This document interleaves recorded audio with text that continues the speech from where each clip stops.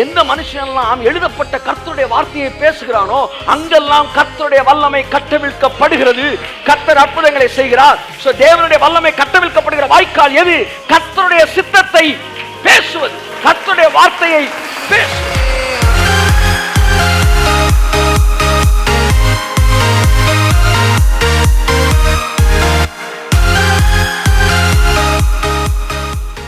நான் விசுவாசிச்சா சித்தம் நடக்கும் அப்படின்னா சித்தம் செத்து கிடக்கு, நீ விசுவாசிச்சு உயிர் கொடுக்குறன்னு அர்த்தம். ஆனால் ஆவியானவர் நேற்று விசுவாசம்னா என்னன்னு எனக்கு சொல்லி கொடுத்தாரு. விசுவாசம் என்பது செத்து கிடக்கிற வசனத்துக்கு உயிர் கொடுப்பதல்ல. விசுவாசம் என்பது வசனம் உயிரோடு தான் இருக்கிறது என்று நம்புவதே விசுவாசம். கையை தட்டு.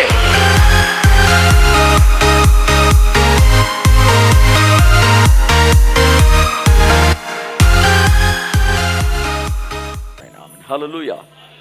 வல்லமையின் வாய்க்கால்கள் என்கிற தலைப்பிலே நாம் கடந்த சில வாரத்தில் ஒரு வாரம் நாம் பேசினோம். அதற்கு பிறகு அதை பற்றி நாம் பேசவில்லை. இன்றைக்கு ஒரு வசனத்தை வாசிக்க விரும்பினேன். சங்கீதம் 104:5.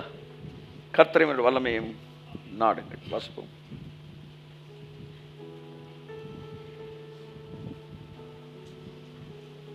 கர்த்தரையும் அவர் வல்லமையும் நாடுங்கள். சங்கீதம் 105:4.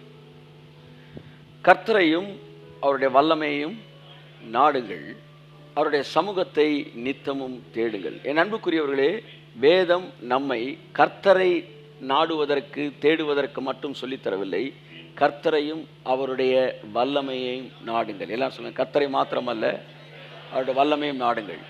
சபை மாத்திரம் கர்த்தரை தேடிய அளவு கர்த்தருடைய வல்லமையை தேடி இருந்தால், நாடி இருந்தால், இந்த தேசம் எப்பொழுதோ இயேசுவை ஏற்றுக்கொண்டதாக தன்னை தங்களுடைய முழங்கால்களை முடக்கி இருக்கும். ஒரே ஒரு மனிதன் எகிப்து தேசத்திலே கர்த்தருடைய வல்லமையை நாடினதினால் ஒட்டுமொத்த தேசமும் அந்த ஒரே மனிதனால் முழங்கால் படியிட வைக்க முடிந்தது. என் அன்புக்குரியவர்களே, எகிப்து மன்னன் பார்வோ இஸ்ரவேல் ஜனங்களை போக விடுகிறதற்கு அவன் கேட்ட கேள்வி, கர்த்தருடைய வார்த்தையை கேட்கிறதற்கு அவர் யார்? நான் அவர் வார்த்தையை கேட்கணும் நீ சொல்றீங்களப்பா, அவர் யாரு? இதைத்தான் இந்த உலகம் கேட்குது. நீங்க சொல்றீங்க ரட்சிக்கப்படுங்க ரட்சிக்கப்படுங்கன்றீங்க, அவர் யாரு? நாங்க பைபிள் வார்த்தையை கேட்கிறதுக்கு அவர் யார் என்கிற கேள்வியைத்தான் பார்வோனை புலந்து உலகம் கேட்கிறது. அவர் யார் என்று கேட்ட பார்வோனுக்கு மோசே அவர் யார் என்பதை சொல்லவில்லை, அவர் யார் என்பதை காட்டினான். கரங்களை தட்டி கர்த்தருக்கு நன்றி சொல்லுவோம். ஆமென். ஒரு முறை அவர் யார் என்று பார்வோன் கேட்ட கேள்விக்கு 10 முறை அவர் யார் என்று காட்டினான். அவன் கேட்டது ஒரு தடவை, இவன் காட்டினது 10 தடவை. இந்த உலகம் அவர் யார் என்று கேட்கிறது, நீங்கள் யார் என்று பேசாதிருங்கள், அவர் யார் என்பதை காண்பீர்கள். கர்த்தரையும் அவருடைய வல்லமையையும் நாடுங்கள், அவருடைய வல்லமையை நாடுங்கள், அவர் யார் என்பதை காட்டுங்கள். இந்த உலகம் ஆவலோடு ஏங்கிக் கொண்டிருக்கிறது அவரை இரட்சகராய் ஏற்றுக்கொள்வதற்கு. ஆமென். இந்த உலகம் அவரை அங்கீகரிப்பதற்கு தயாராக இருக்கிறது, ஆனால் அவரை காட்டுவதற்கு தயாராக நாம் இல்லை. T.L. Osborn 1969 என்று நினைக்கிறேன், எனக்கு சரியாக தெரியல. முதல் முறை, இந்த முறை வந்தது 90s வந்தார், 2000 சம்திங்கில் வந்தார். அதற்கு முன்பாக வந்தபோது மதுரையில் இருக்கிற அந்த நாட்களில் இருந்த ஊழியர்கள் எல்லாம் அவர் தங்கியிருந்த ரூமுக்கு முந்தின நாள் நைட்டே போயிட்டு சொன்ன விஷயம் என்னன்னா, மதுரை ஒரு ட்ரையான ஏரியா, இங்கே மீனாட்சி அம்மன் கோயில் இருக்குது, இங்கிட்டு திருப்பரங்குன்றம் இருக்குது, அங்கிட்டு அழகர் கோயில் இருக்குது, இது அரண்கள் சூழ்ந்த ஒரு இடம். அவன் வந்தவனை கொஞ்சம் நேரம் கிறுக்கு பிடிக்க விட்டான். அவர் அப்படியே சுற்றுறாரு. அது மட்டும் இல்லை, டக்குன்னு இங்கிட்டு தொடங்குறான், இங்கிட்டு திரும்புறாரு. இது ஒரு வறட்சியான ஏரியா. உடனே டக்குன்னு இங்கிட்டு ஒருத்தன் அங்கே கேட்டுக்கிட்டு இருக்கும், இங்கிட்டு திரும்புறாரு. இது கடின கழுத்துடைய இருதயம். நீங்களாம் யாரோட ரெப்ரசன்டேட்டிவ்ஸ்ப்பா? எனக்கு புரியல. நீங்கள் எந்த கம்பெனிலேருந்து வந்திருக்கீங்களோ அந்த கம்பெனியை பேசுங்க. நீங்கள் ஏசுநாதர் ரெப்ரசன்டேட்டிவ்னா எதை பற்றி பேசணும். எந்த ஊருக்கு போனாலும், நான் தமிழ்நாட்டில் ஏறக்குறை 25 டிஸ்ட்ரிக்டில் பாஸ்டர்ஸ் மீட் நடத்திருக்கிறேன். குறைஞ்சது 100 பேர்லேருந்து 300 பேர் 400 பேர் வரைக்கும் பாஸ்டர்ஸ் மீட்டு ஒவ்வொரு டிஸ்ட்ரிக்ட்லேயும் நடத்திருக்கிறேன். எந்த டிஸ்ட்ரிக்ட் போனாலும் அங்கே இருக்கிற பாஸ்டர்ஸ்கிட்ட, பெரும்பான்மையான ஆட்கள்கிட்ட பிசாசு ஒரு பொய் சொல்லி வச்சுருப்பான். என்னென்னா, இந்த ஏரியா ட்ரையான ஏரியா, இங்கே ஜனங்கள் வணங்கா கழுத்துள்ளவர்கள். இதே தான் மதுரையிலையும் சொல்லியிருக்கிறாங்க. சொல்லிட்டு ஏதோ நம்மளால் முடிஞ்சது அப்படின்ட்டு குரூப்பு இவரை குழப்பி விட்டு போயிட்டாங்க. அதனால் நீங்கள் நினைக்கிற மாதிரி ரிசல்ட் இருக்காது. இல்லை சார், அங்கெல்லாம் குருடையும் பார்த்தேன், அதெல்லாம் பார்ப்பாங்க, இங்கே முடியாதுயா. அப்படின்னு கொளுத்தி போட்டு போயிட்டாங்க. இவருக்கு தலை கிருன்னு இல்லை, அவர் சொல்கிறத தானே இப்போ நான் சொல்கிறேன். அடுத்த நாள் காலையில் அவர் வந்தார். ஜீசஸ் இஸ் த லார்டு, அவர் எல்லா வியாதிகளை விட எல்லாத்தையும் விட மேலானவர் என்று பிரசங்கம் பண்ணார். சிலுவையில் அவர் எல்லாவற்றையும் சுமந்து தீர்த்தார். இன்றைக்கு இயேசுவை சொந்த ரட்சகரை ஏற்றுக்கொள்ள விருப்பமாக இருந்தால் வாழ்க்கையில் அத்தனை பிரச்சனை மாற்ற தேவன் வல்லமையுள்ளவராக இருக்கிறார். குருட்டு கண்கள் திறக்கப்படுவதாக, செவிட்டு காதுகள் திறக்கப்படுவதாக, முடவர்கள் நடப்பார்களாக எடுத்து கமாண்ட் பண்ணுறான். ஜகால் ஜகால் ஜகால், மக்கள் எந்திரிச்சு நடக்கிறாங்க, கண்ணு தெரியுது, காது. கடைசியா கேட்கிறாரு, கர்த்தரா இயேசு கிறிஸ்துவை இதை பாருங்கள், இத்தனை அற்புதங்களை தேவன் செய்திருக்கிறார், சொந்த ரட்சகரை ஏற்றுக்கொள்ளுகிறவர்கள் எத்தனை பேர்? சொன்ன அப்படியே அலைகடல் மாதிரி கையை தூக்குறாங்க. அப்பொழுது பின்னாடி திரும்பி முந்தின நாள் நைட்டு வந்த குரூப் இது ஃபுல்லா அம்பிட்டு காலையில் 5 இட்லியை சட்னி சட்னி வச்சு சாப்பிட்டுட்டு, ஆமாம் என்னது அப்படின்னு பார்த்து உட்காந்துருக்கேன். அம்பிட்டு பேர் எழுப்பி விட்டு போங்கே ஸ்டேஜில் வச்சு, மன்னிக்கவும், டிஎல் ஆஸ்பான் ஸ்டேஜில் வச்சு சொன்ன வார்த்தையை சொல்கிறேன். இதோ பாருங்கள், கையை தூக்கி நிற்கிறாங்க. அவங்கள காமிச்சு இந்த ஊழியர்களை பார்த்து சொல்றாரு, பாருங்கள், நீங்கள் மாத்திரம் இயேசுவை காட்ட வேண்டிய பிரகாரமாய் காட்டியிருந்தால் ஜனங்கள் ஏற்றுக்கொள்ள தயாராயிருக்கிறார்கள். ஜனங்கள் ஏற்றுக்கொள்ள தயாராயிருக்கிறார்கள். ஜனங்கள் ஏற்றுக்கொள்ள தயாராயிருக்கிறார்கள். உன் வீட்டுக்குள்ள ஏற்றுக்கொள்ளாத ஆளுக்கு நீ காட்ட வேண்டிய பிரகாரமா காட்டுவாய், ஆனால் ஏற்றுக்கொள்ள தயாராயிருக்கிறார்கள். கர்த்தரையும் கமான் அவருடைய வல்லமையையும் நாடுங்கள், அவர் சமூகத்தை நித்தமும் தேடுங்கள். கர்த்தரையும் அவருடைய வல்லமையையும் நாடுங்கள், நாடுங்கள், நாடுங்கள், அவர் சமூகத்தை நித்தமும் தேடுங்கள். இந்த உலகம் அவரை யார் என்று கேட்கிறது. யார் என்பதை இந்த உலகத்திற்கு காட்டக்கூடிய பொறுப்பு நம்மை சார்ந்தது, நம்மை சார்ந்தது. முழங்கால்கள் யாவும் முடங்கும். ஒரே ஒரு மனிதன் எகிப்து தேசத்துல கர்த்தருடைய வல்லமையை காட்டினால எகிப்து தேசமே முழங்கால் போட்டுச்சு. ஆமென். கர்த்தர் சொன்னார், நீ போய் பேசுறா பார்வோன்ட்ட. இந்த பார்வோன் கடின இருதயம் உள்ளவன், ஆனா என்னுடைய அற்புதங்களினாலும் அடையாளங்களினாலும் அந்த கடின இருதயத்தை நான் உருக வைப்பேன், அவன் மண்டியிட்டு உன்னை அனுப்பிவிடுவான். அப்ப கடின இருதயம் உள்ளவர்களை கூட கர்த்தருடைய வல்லமை கரைய பண்ணும். கர்த்தருடைய வல்லமை எல்லாவற்றுக்கும் மேலானது. அடங்காத பார்வோனையும் அதட்டி அடிவணிய வைப்பது தேவனுடைய வல்லமை. ஆமென். ஆகவேதான் வேதம் சொல்லுகிறது, கர்த்தரையும் அவருடைய வல்லமையையும் நாடுங்கள், அவர் சமூகத்தை நித்தமும் தேடுங்கள். ஒரே ஒரு மனிதன் தேவனுடைய வல்லமையை காட்டினால் ஒரு தேசமே மண்டியிட்டது. ஆம், தேவனுடைய வல்லமைக்கு முன்பாக தேசம் மண்டியிடும். தேவனுடைய வல்லமைக்கு முன்பாக உன் குடும்பத்திலே இயேசு ஏற்றுக்கொள்ளாதவர்கள் மண்டியிடுவார்கள், மண்டியிடுவார்கள்.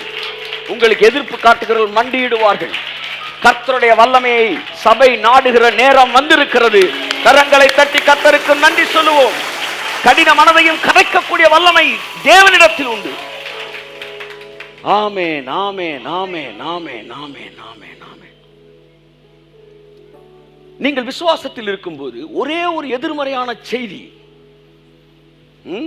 டாக்டரை போயிட்டு ஸ்கேன் பண்ணி பார்க்கும்போது, சார் உங்களுக்கு இந்த வியாதி இருக்கு சார்னு ஒரு டாக்டர் சொல்லிட்டாருன்னா, அந்த ஒரே ஒரு செய்தி உங்கள் ஒட்டுமொத்த விசுவாசத்தை நிலைகுலைய வைக்குது. பார்த்தீங்களா? அடிச்சு தகர்த்து அப்படியே நிலகுலைஞ்சு நிற்கிறீங்க. பார்த்தீங்களா?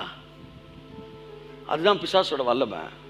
நான் சொல்றேன், இப்படி பிசாசால செய்ய வைக்க முடியும்னா இந்த உலகம் இயேசுவை ஏத்துக்க மாட்டோண்டா அப்படின்னு கடினமா நின்னாலும் ஒரே ஒரு அற்புதத்துல ஒரு ஒரு ஒரு நாட்டையே, ஒரு ஊரையே, அவனுக்குள்ள இருந்த அடிப்படை விசுவாசம் ஒன்று இருக்கு பாருங்க. இதெல்லாம் கிடையாது, கடவுளே இல்லை, இப்பெல்லாம் நிற்பான் பாருங்களேன். 40 வருஷம் 50 வருஷம் உரம் போட்டு வளர்த்துருப்பான்ல, அதெல்லாம் ஒரே ஒரு அற்புதத்தில் அடிச்சு நிலைகுலைய வைக்கிற வல்லமை தேவனிடத்தில் உண்டு. ஒரே ஒரு மூளை. ஆமா, செஸ்ல ஒரே மூளை ராஜாவுக்கு செக்கு, கைய தட்டு. ஆமே, ஒரே மூளை முடிப்பார் தேவன், ஒரு மூளை முடிப்பார், அரஸ்ட் பண்ணுவார். அத்தகைய வல்லமை அவரிடத்தில் உண்டு. நீங்கள் ஆராதிக்கிற தேவனிடம் அந்த வல்லமை உண்டு. இயேசு கிறிஸ்துவின் நாமத்தில் அது இந்த நாட்களில் நம்மிடத்திலிருந்து ரிலீஸ் பண்ணப்படுவதாக. கரங்களை தட்டி கர்த்தருக்கு நன்றி சொல்லுவோம். நாம் பேசுகிற வார்த்தையின் உயரமும் இந்த உலகத்தின் நிலையும் தலைகீழாய் இருக்கிறது. நீங்க வாதியின் கூடாரத்தை அணுகாதுன்றீங்க, ஆனா சபையில் இருக்கிறவனே வீட்டில் 2 பேருக்கு காய்ச்சல் இருக்கு. நாம் பேசுகிற சத்தியத்தின் உயரமும் நாம் வாழுகிற வாழ்க்கை நிலைமையும் தலைகளாய் இருக்கிறது. ஆனாலும் வார்த்தையே சத்தியம் என்பதை நிரூபிப்பதற்கு, அந்த வார்த்தை தான் உண்மை என்பதை நிரூபிப்பதற்கு கர்த்தருடைய வல்லமையை நாட வேண்டியது அவசியமாக இருக்கிறது. எதிர்மறையான சூழ்நிலைகளை பார்த்து நீங்கள் பயப்படாதிருங்கள். இந்த உலகத்தின் வல்லமையை, இந்த உலகத்தின் வர்ணத்தை மாற்றக்கூடிய ஒரு நேரத்திற்கு நாம் வந்திருக்கிறோம். கரங்களை தட்டி கர்த்தருக்கு நன்றி சொல்லுவோம். ஆமென். இயேசு கிறிஸ்து இந்த பூமிக்கு வந்தபோது இந்த உலகம் முழுவதும் இருளில் இருந்தது. வெறும் 12 பேர் மாத்திரம் ஒரு கரத்தில் இருந்தார்கள். இந்த உலகம் வேற ஒரு வேர்ல்டுல வேற மாதிரி தலையில நடந்துகிட்டு இருக்காங்க. எல்லாம் ஒரு 12 பேர் மட்டும் நேரம் நடந்துகிட்டு இருக்கிறாங்க. எல்லாமே தலையில இருக்குது. கொஞ்சம் யோசிங்க, இந்த 12 பேரை வச்சு என்ன செய்ய முடியும்? இந்த வெறும் 12 பேரை வச்சு அவர் எந்த அளவு இந்த வார்த்தை சத்தியம் உண்மைன்ற நிரூபிச்சிருக்காரு பாருங்க.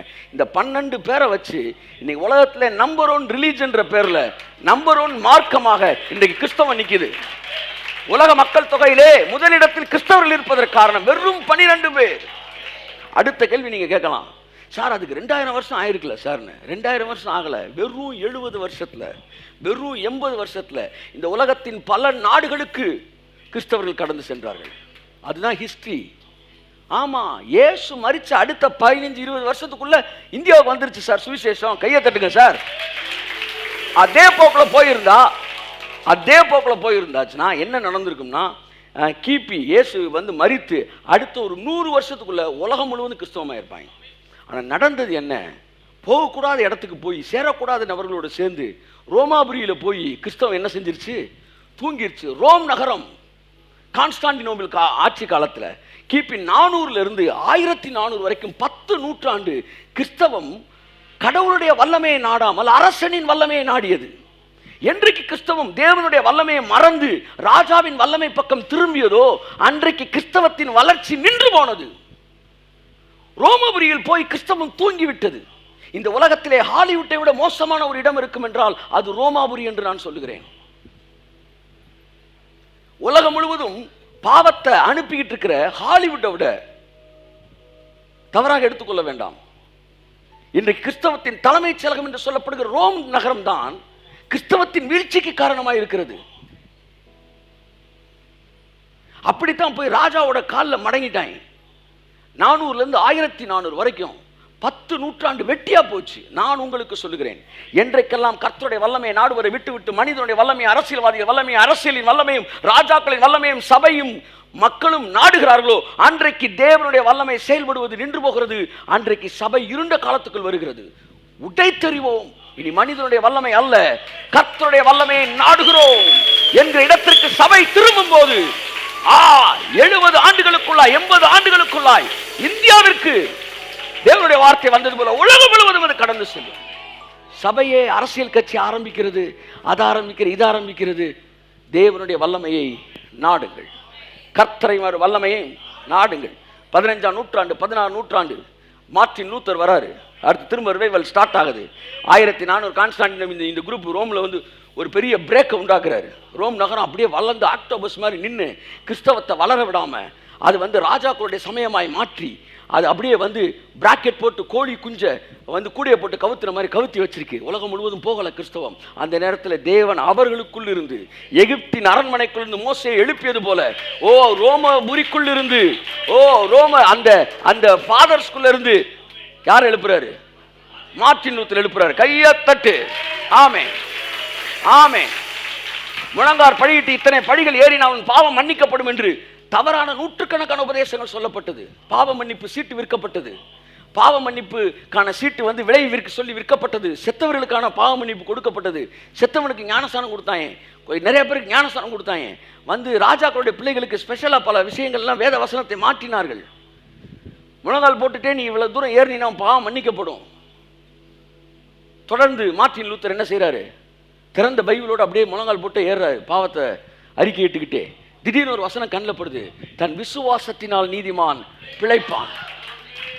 அவர் சொல்றாரு, அந்த வசனத்தை வாசித்த உடனே முழங்கால இருந்து எந்திரிச்சிட்டாராம். கையை தட்டு. எழுப்புதல் ஆரம்பித்தது.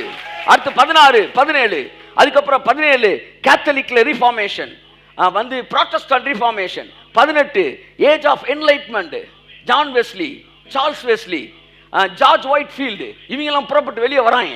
அதுக்கப்புறம் 19ஆம் நூற்றாண்டு பெண்டிகாஸ்டல் ரிவைவல், மேல் வீட்டரை எழுப்புதல், அசுசா எழுப்புதல், வேர்ட் ஆஃப் காட்ல மிகப்பெரிய ரிவைவல், வாய்ஸ் ஆஃப் ஹீலிங், இதெல்லாம் கடந்து வருது. தேவன் மறுபடியும் வல்லமையை கட்டவிழ்த்தார். 10 நூற்றாண்டு ரோம சாம்ராஜ்யம் இந்த உலகத்துக்கு கொண்டு செல்லாத தேவனுடைய வார்த்தையை அடுத்த 2 நூற்றாண்டுக்குள்ளாக 3 நூற்றாண்டுக்குள்ளாக கர்த்தருடைய வல்லமை உலகமெங்கும் கொண்டு சென்றது. என் அருமை சபையே, நீ என்றைக்கு மனிதனுடைய வல்லமையை நாடுகிறதை விட்டுவிட்டு தேவனுடைய வல்லமை பக்கம் முகத்தை திருப்புகிறாயோ அன்றைக்கு உன் வாழ்க்கையில கர்த்தருடைய வல்லமை வெளிப்படும். இந்த உலகம் மண்டியிட்டு ஏற்றுக்கொள்ளும். கோடிக்கணக்கான பேரின் கண்ணீரை துடைப்பதற்கு கர்த்தருடைய வல்லமை வெளிப்பட வேண்டிய அவசியமாயிருக்கிறது. This is the right time. Amen சொல்லுங்க. Amen, amen. Devil is convincing our mind. God is transforming our mind. கர்த்தர் நம்மை ஆசீர்வதிப்பாராக. ஸோ இந்த வல்லமையை வெளிப்படுத்தக்கூடிய நேரத்தில் கர்த்தர் நம்ம என்ன செஞ்சிருக்கார், வச்சிருக்கிறார். ஒரே ஒரு விஷயத்தை சொல்கிறேன்.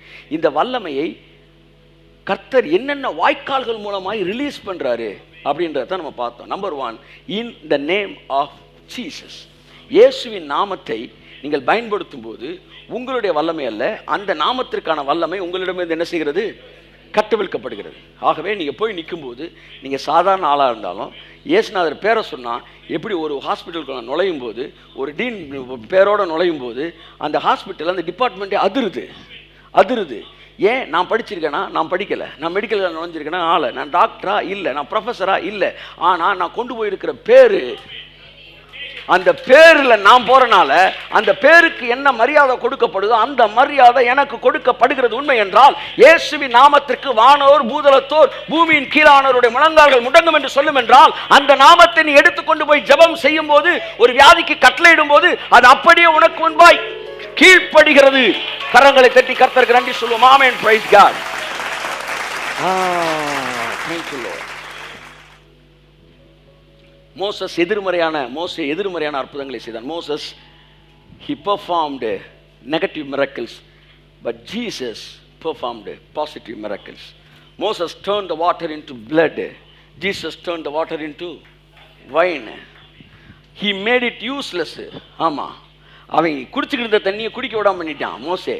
இவர் குடிக்க முடியாத தண்ணியை குடிக்கக்கூடியதாக மாற்றி திராட்சை ரசமாக்கினார். நியாயப்பிரமாணம் வாங்கின அன்று 3000 பேர் செத்தார்கள். ஆமா, பெந்தேகோஸ்தில் அபிஷேகம் இறங்கின அன்று 3000 பேர் ரட்சிக்கப்பட்டார்கள். அங்கே நெகட்டிவ் மிராக்கிள்ஸ் ஒரு தேசத்தை அதிர வச்சுச்சு. இன்றைக்கு நம்முடைய வாழ்க்கையில் வல்லமை எதுக்கு வெளிப்படுதுன்னா நெகட்டிவ் மிராக்கிள்ஸ்க்கு இல்லை, பாசிட்டிவ் மிராக்கிள்ஸ். ஆமாம், நிறைய பேர் அனனியா சப்ரால் மாதிரி செத்து போகிறத பார்க்கணும்னு இருக்கிறாங்க. என்ன ஊழியக்காரன்னு தெரில. 4 பேர் சாகணுமையான சாகணும்னா அப்போ நீ குதிச்சு நீ செத்துரு. அடுத்தவனை கொலை பண்ணுறக்க நீ வந்திருக்கிற. எழுப்புதல் 4 பேர் சாவாயலாம். என் அன்புக்குரியவர்களே, சாமி மேட்டரை விட்டுருவோம். ஒரு திருமண வீட்டில் ஒரே ஒரு ஆள் உள்ள நுழைஞ்சி அந்த வீட்டையே மங்களகரமாக்கிட்டார். கர்த்தருடைய வல்லமை ஒரு வீட்டுக்குள்ள நுழைஞ்சா அந்த திருமண வீடே என்ன ஆயிரும், மங்களகரமாயிரும். உங்க மூலமா கர்த்தருடைய வல்லமை வெளிப்பட்டா உங்க குடும்பமே மங்களகரமாகும், உங்க வீடு மங்களகரமாகும், உங்க சபை மங்களகரமாகும். ஆமென். தேசத்தின் நலன் இப்பொழுது இனி தேவ பிள்ளைகள் கர்த்தருடைய வல்லமையை கட்டவிழ்ப்பதில் தான் இருக்கிறது. கர்த்தருடைய வல்லமையை நாடுங்கள், அவர் சமூகத்தை நித்தமும் தேடுங்கள். ஸோ தேவனுடைய வல்லமை வெளிப்படக்கூடிய இன்னொரு வாய்க்காலை நான் கொஞ்ச நேரம் பேசிட்டு நான் முடிக்க விரும்புகிறேன். தேவனுடைய வல்லமை வெளிப்படுகிற இன்னொரு வாய்க்கால், அவருடைய வல்லமை சிலுவையிலிருந்து புறப்படுகிறது. அது நம்முடைய ஆவியிலே நம்ம ரட்சிக்கப்பட்டிருக்கிறோம், கரை புரண்டு இருக்கிறது. அது வெளிவருகிற வாய்க்காலை சேனலாக தான் இப்போ பேசிகிட்டு இருக்கிறோம். இந்த நேம் ஆஃப் ஜீசஸை நீங்கள் புரிந்து கொண்டு பயன்படுத்தும் போது அவருடைய வல்லமை கட்டவிழ்க்கப்படுது. இன்றைக்கு நான் ஒன்று சொல்கிறேன், கர்த்தருடைய சித்தத்தை ஒரு மனிதன் அறிந்து கொள்ளும் போது அவன் மூலமாய் கர்த்தருடைய வல்லமை கட்டவிழ்க்கப்படுகிறது. இன்றைக்கு நம்முடைய மைண்ட் எல்லாம் தேவனுடைய சித்தம் அதை புரிந்து கொள்ளக்கூடிய மனநிலைக்கு நீங்கள் வந்துட்டீங்கன்னா ரொம்ப ஈஸியாக உங்களுக்குள்ளே இருந்து இதுதான்டா காட்ஸ் வில்லு அப்படின்னு உங்கள் மைண்டில் ஏறிடுச்சுன்னா உங்களுக்குள்ளேருந்து வல்லமை சாதாரணமாக வரும். இப்போ இந்த சர்ச்சுக்குள்ளே ஒரு ஆர்கிடெக்ட் வராரு, ஒரு வாஸ்து தெரிஞ்சவர் யாரோ ஒருத்தர் வராரு. வாஸ்து நான் சொல்கிறேன் ஜோசி அந்த லெவலில் இல்லை, இந்த காற்று போகிறது வர்றது அந்த ஒரு ஆர்கிடெக்ட் வராரு. உட்கார்ந்த உடனே டக்குன்னு இப்படி பார்த்த உடனே அவங்க என்ன சொல்லுவாங்கன்னா, இந்த ஜன்னல் இங்கே இருக்கக்கூடாது அங்கே இருக்கணுமே, இது இங்கே இருக்கக்கூடாது, இந்த கதவு அங்கே இருக்கணுமே, இருந்தால் காற்று இன்னும் நல்லா வருமே, இப்படி இருக்கணுமே, அப்படி இருக்கணும். 10 நிமிஷத்தில் இந்த சர்ச் எப்படி இருக்கணும்னு அவங்க மைண்டுக்கு வரும். ஓகே, எப்படி இது வந்துச்சு? அவங்க ஏற்கனவே படித்து உள்ளே ஏற்றி வச்சுருந்தனால வந்து நின்னோன்னு இது இப்படி இருக்கக்கூடாது, அப்படி இருக்கணுமே, அப்படி இருக்கக்கூடாது, இப்படி இருக்கணுமே மைண்டுக்குள்ளே வரும். அவங்க கையில் பொறுப்பை கொடுத்துட்டிங்கன்னா அடுத்த ஒரு மாதத்துக்குள்ள அது எப்படி இருக்கணுமோ அப்படி வச்சுருவாங்க. இப்போ நான் சொல்கிறேன், கர்த்தருடைய வார்த்தையை நீங்கள் கேட்டு அவருடைய சித்தத்தை உங்கள் மைண்டில் நீங்கள் புரிஞ்சுட்டிங்கன்னா நீங்கள் ஒரு இடத்துக்குள்ளே வரும்போது இது இப்படி இருக்கக்கூடாதே, இது இப்படி இருக்கணுமே, இது அப்படி இருக்கக்கூடாதே, இது இப்படி இருக்கணுமே என்கிற எண்ணம் உங்களுக்குள்ளே வரும். ஒரு வயசானவர் தள்ளாடி வந்து உட்கார்றாரு. ஆனா கர்த்தருடைய சித்தம் என்ன சொல்லுதுன்னா, அவர்கள் முதிர் வயதிலும் கனிதந்து பசுமையும் புஷ்டியுமாய் இருப்பார்கள். இதுதான் காட்ஸ் வில். தேவ சித்தம் என்னன்னா அவர்கள் பசுமையும் புஷ்டியுமா இருக்கணும். அப்ப நீங்க பார்த்த உடனே உங்க மைண்ட் சொல்லும், இது இப்படி இருக்க கூடாது கூடாது, ஏன்னா நான் படித்த படிப்புல அப்படி இல்லையே, வாதையும் கூடாரத்தை அணுகாதுன்னு எழுதி இருக்கிறதே. இயேசு கிறிஸ்து இந்த அப்படி ஒரு ஆர்கிடெக்டா இருக்கிறாரு. அதனால பிசாசு சொல்றான், நீங்க அப்பத்தை மாத்தி சாப்பிடுங்கன்னு சொன்னப்ப இல்லப்பா இது இப்படி இருக்கக்கூடாதுன்றாரு. ஒரு அம்மா 18 வருஷம் கூனி, எல்லாரும் சொல்றாங்க 18 வருஷம் கூனியங்க, 18 வருஷமா இருக்குங்க, நேற்று கூட நான் கம்பு வாங்கி கொடுத்தேங்க, சுற்றி நின்றுக்கிட்டு இருக்கிறான் 10 பேர். அவர் சொல்றாரு, நீ நீ வந்து இஸ்ரவேல் குமாரத்தி தானே? ஆமாம். அப்போ நீ ஆபிரகாம் குமாரத்தி இல்லைம்மா? ஆமாம். அப்போ ஆதியாம் 12 நான் உன் சந்ததி ஆசீர்வதிப்பேன்னு சொல்லியிருக்கல, அப்போ இது ஆபிரகாமின் குமாரத்தினா இது இப்படி இருக்க கூடாது. அந்த டிரான்ஸ்ஃபார்ம்டு மைண்டு தன்னை சுற்றி இருக்கிற நெகட்டிவ் எல்லாம் அப்படியே மாற்றுது. மாற்றணும்னா அது எப்படி இருக்கணும்ன்ற சித்தத்தை நீ தெரிஞ்சு வச்சிருக்கணும். எப்படி இருக்கணும்னு உனக்கு தெரிஞ்சிருந்தா இப்படி இருக்க கூடாதே என்பது உனக்கு தெரிஞ்சிருக்கும்.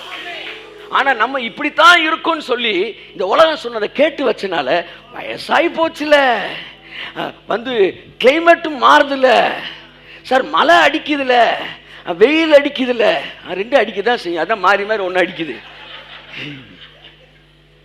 அதனால வரும் சார். நம்மளே சொல்றோம், இங்க இருக்கிற 199 பேர் சொல்றோம், நானே சில நேரம் சொல்றேன். ஆனா சித்தம் என்ன சொல்லுது? பகலிலே வெயில் ஆகிலும் இரவிலே பனி ஆகிலும் உன்னை சேதப்படுத்தாது என்று தேவ சித்தம் சொல்லுகிறது. அப்ப இது இப்படி இருக்க கூடாதே கூடாதே கூடாதே. என்றைக்கு என்னுடைய மனது தேவனுடைய சித்தத்தை அறிகிற அறிவினால் நிரப்பப்படுகிறதோ அப்பொழுது எனக்குள் இருந்து கர்த்தருடைய வல்லமை வெளிப்பட ஆரம்பிக்கிறது. இன்னைக்கு பிரச்சனை என்னன்னா, அவர் சித்தம் என்னன்னு உனக்கு தெரியாதனால இந்த உலகம் போற போக்குல நீ போயிட்டு இருக்கிற. அவர் சித்தம் உனக்குள்ள வந்துருச்சுன்னா இது இப்படி இருக்கக்கூடாது, இது இப்படி இருக்கக்கூடாது என்கிற மனநிலை என்கிற செயல்பாடு உங்களுக்கு வந்து வெளிப்பட ஆரம்பிக்கும். ஒருத்தன் வந்தான், ஒரு குஷ்டரோகி, அவரை பார்த்து சொன்னா, ஆண்டவரே என்னை சுகமாக்க உமக்கு சித்தமானால் என்னை சுகமாக்குங்க. எங்க இருக்கு? மார்க் 1ஆம் அதிகாரம் வாசிப்போம். சித்தத்தை பற்றிய குழப்பம் எப்படி வல்லமையை பிளாக் பண்ணுது பாருங்க. அதான் இன்னைக்கு பேச போறேன். இங்க பாருங்க, உங்க எல்லாருடைய வாழ்க்கையிலும் கர்த்தருடைய வல்லமை முட்டிக்கிட்டு நிக்குது. எப்படி நிக்குது சொல்லுங்க? ஆனா அதை ரிலீஸ் பண்ண விடாம தடுக்கிறது எதுனா சித்தமான்ற குழப்பம். ஆனா இதுதான் சித்தம் அப்படின்னு கண்டுபிடிச்சிட்டீங்கன்னா அந்த முட்டிக்கிட்டு இருக்கிற வல்லமை இயேசுவின் நாமத்தில் மக்களை முழங்கால் படி இருக்க வல்லமையாய் மாறி கட்டவிழ்க்கப்படும். கர்த்தருடைய வல்லமை உங்கள் மத்தியில் கட்டவிழ்க்கப்படட்டும். வாசிப்போம், மார்க் 1:40 வாசிப்போம். அப்பொழுது குஷ்டரோகி ஒருவன் அவரிடத்தில் வந்து அவர் முன்பாக முழங்கால் படியிட்டு, உமக்கு சித்தமானால் என்னை சுத்தமாக்க உம்மால் ஆகும் என்று வேண்டிக் கொண்டான். பாத்தீங்களா? இதை எப்படி நீங்க வாசிக்கணும் தெரியுமா? என்னை சுத்தமாக்க உம்மால் ஆகும். அதுல அவன் ஸ்ட்ராங்கா இருக்கான். ஏசுநாட்டு வந்தவன சொல்றேன், ஆண்டவரே என்ன சுகப்படுத்த உங்களால முடியும். அதுல உங்க பவரை பத்தி எனக்கு கன்ஃபியூஷனே கிடையாது, டவுட்டே கிடையாது. ஆனா என் டவுட் எல்லாம் என்னன்னா, உங்களுக்கு சித்தமா? அப்ப பவர் எங்க ஸ்டாப் ஆகுது? சித்தத்துல கன்ஃபியூஸ் ஆனவன ஸ்டாப் ஆகுது. அதனால ஒரு ஆளு வந்து சோமாவனும் ஜெபிக்கிறீங்க, செத்ததுக்கு அப்புறம் ஏசுநாட்ட கோவமே வரமாட்டேங்குது, அடுத்த நாள் வழக்கம் போல கை தட்டி பாடி அப்படி போயிடுறோம். ஏன்னா அவர்கிட்ட வந்து இவரை எழுப்பாதனால அவர்கிட்ட வல்லமை இல்லை அப்படின்னு சொன்னா நீங்க அப்பவும் நம்ப மாட்டேங்க. இல்ல இல்ல வல்லமை இருக்கு, அப்ப சித்தம் இல்லை, அந்த இடத்துல கன்வின்ஸ் ஆயிரீங்க. இந்த வாசல் வழியா தான் பிசாசு ஒவ்வொரு டைம் எஸ்கேப் ஆகுறான். நீங்க சித்தம் இல்லைன்னு நீங்க கன்வின்ஸ் ஆகிறீங்க. ஆனா சித்தம் என்னன்றத பைபிளை நீங்க பார்த்துட்டீங்கன்னா, அதுல கன்ஸ்ட்ரக்டிவா உங்க மைண்டை கனெக்ட் பண்ணிட்டீங்கன்னா, இது தாண்டா சித்தம், இப்படி தாண்டா இருக்கணும். ஆமென். டைட்டில் தான், இது தாண்டா போலீஸ் மாதிரி, இது தாண்டா சித்தம்.